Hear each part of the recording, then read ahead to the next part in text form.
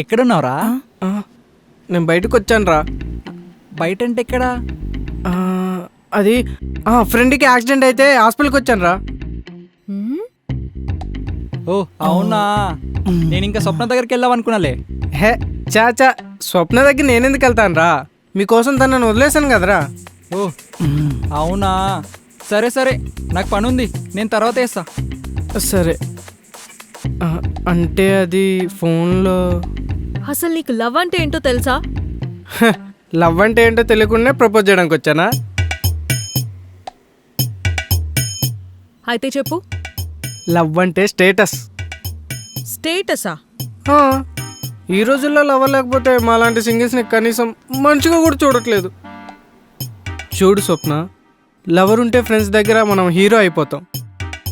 ఈ రోజుల్లో ఆధార్ కార్డు లేకపోయినా పర్వాలేదు, కానీ లవర్ మ్యాండేటరీ అయిపోయింది.